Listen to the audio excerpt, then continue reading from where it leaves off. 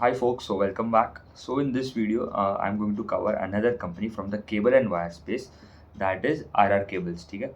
So RR Cables का भी देखो क्या करता है, manufacturing of cable and wire and FMEG products. FMEG is basically आपका fast moving electronic goods like fans हो गए, लाइट्स हो गए, आपके स्विच गियर्स, ठीक है, ये सब भी बनाते हैं. ठीक है.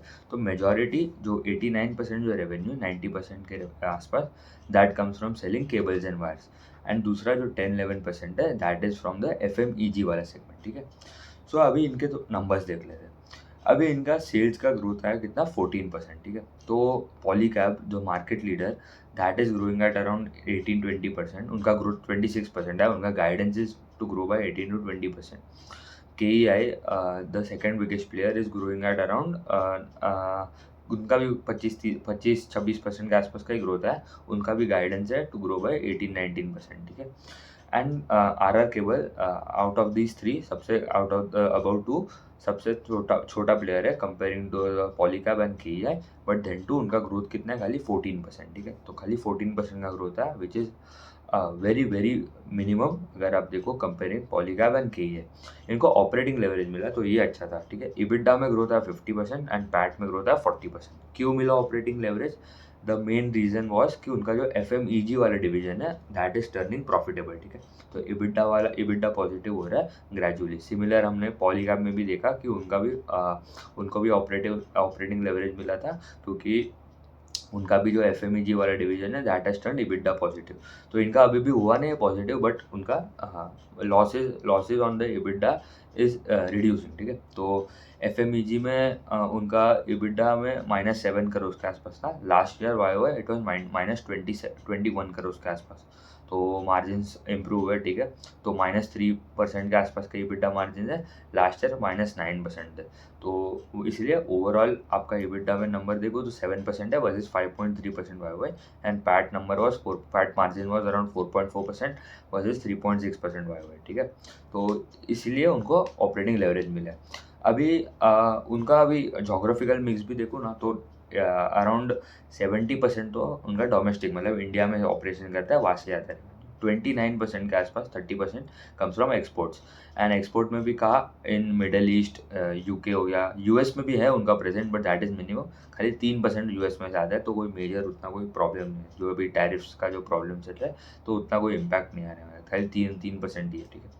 अभी इनके गाइडेंस पे आ जाते हैं. ठीक है. मेन तो है गाइडेंस, क्योंकि इनका growth it is less comparing Polycab and KEI which are the biggest players. अभी इनका गाइडेंस क्या है, उनका जो केबल एंड वायर डिवीजन है दैट कैन ग्रो एट 18%. उनका एक प्रोजेक्ट है. ठीक है. प्रोजेक्ट राइज करके, जैसे पॉलीकैब का कौन सा स्प्रिंग करके प्रोजेक्ट स्प्रिंग, इनका राइज. ठीक है. नाम ही है खाली. उन्होंने नेक्स्ट 3 ईयर्स के लिए गाइडेंस दिया. क्या गाइडेंस दिया? उनका वायर एंड केबल वाला सेगमेंट है that can grow at 18% CAGR for next 3 years. And उनका FMEG वाला सेगमेंट जो छोटा सेगमेंट है, जो fans, lighting, switches and switch gears वाले सेगमेंट से आता है revenue, that can grow eight 20-25% CAGR for next 3 years. ठीक है. तो रफली अगर देखो तो उनका उनका ग्रोथ कितना आ जाएगा, अगर सेल्स ग्रोथ भी अगर एवरेज ले तो इट वुड बी अराउंड 19-20% के आसपास आता है गाइडेंस. ठीक है. तो आपका size is almost more than half. ठीक है. आपका साइज हाफ है ऑफ पॉलीकैब एंड KEI से भी छोटा ही कंपनी है. ठीक है.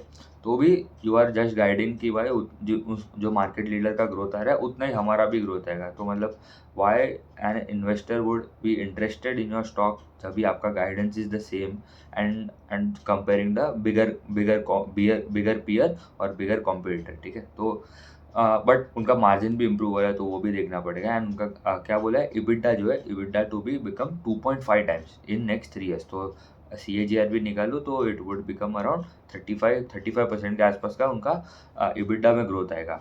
CAGR 35% CAGR for next 3 years. तो दैट इज़ गुड. बट क्योंकि मार्जिन इम्प्रूवर है, क्योंकि उनका FMEG वाला segment is turning EBITDA positive. तो ऑल्सो वो कैपेसिटी भी बढ़ा रहे हैं. ठीक है. तो उनका सिलवासा में एक प्लांट है एंड वाघोड़िया करके जगह है, वहाँ पे उनका प्लांट है.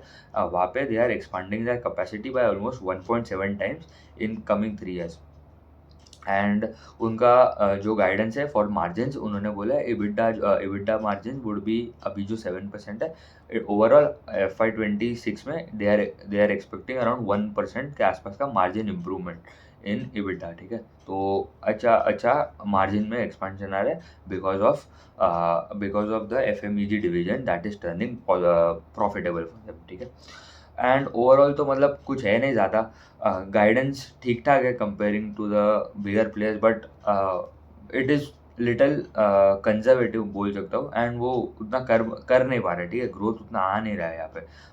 पैट में तो ग्रोथ आ रहा है, ठीक है, ऑपरेटिंग लेवरेज तो मिल रहा है, बट टॉप लाइन का ग्रोथ उतना कुछ खास आ नहीं रहा है, ठीक है। वो एक मेन प्रॉब्लम उनके लिए।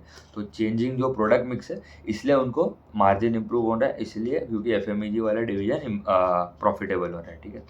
एंड उन्होंने बोला है कि जो US से जो रेवेन्यू आ रहा है फॉर जो 3-4% है, उतना हमें कोई इम्पैक्ट नहीं होने वाला है फॉर बिकॉज ऑफ टैरिफ्स, ठीक है।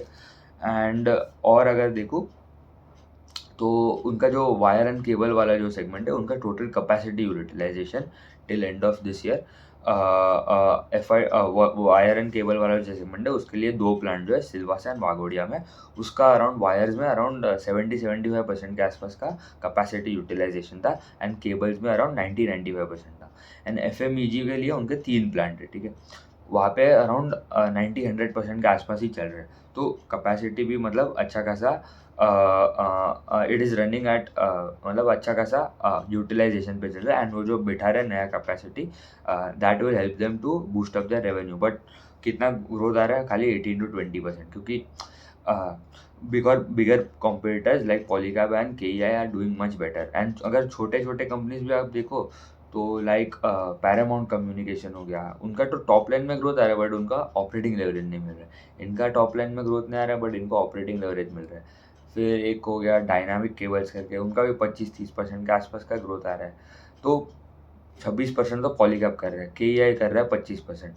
उनका ही मतलब इतना स्ट्रॉन्ग ग्रोथ है। तो I expect the smaller companies that are regional बोल सकते हैं, या तो उतना कोई प्रेजेंस नहीं है, तो that can grow at a better rate, but वो उतना हो नहीं रहा है। तो बिगर जो 2 प्लेयर है बड़े, they are only the best one in currently in edge of Q1, ठीक है।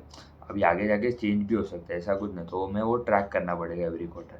एंड वो 300 करोड़ के आसपास का केपेक्स करने वाला है इन FY26। जो उनका FMEG वाला जो डिवीजन है ना, वहाँ पे 50% जो सेल जाते हैं, दैट कम्स फ्रॉम आपका फैन सेल करके, ठीक है। दूसरा जो 30% के आसपास है, वो लाइट से आता है। अप्लायंसेज, डोमेस्टिक अप्लायंसेज 10% के आसपास, and switches and switch gears वाला जो सेगमेंट है, दैट इज़ अराउंड 10%, रिमेनिंग 10%। तो in next video we will cover और जो छोटे कंपनीज है लाइक पैरामाउंट कम्युनिकेशन, उनको भी कवर कर लेंगे। We have already seen Polycab, KEI, and this video में हम लोग ने RR केबल देख लिया। उसके बाद we will move on to छोटे प्लेयर्स लाइक पैरामाउंट, एंड उसके बाद नए सेक्टर्स को एक्सप्लोर करेंगे, ठीक है। उतना रखते हैं। Thank you.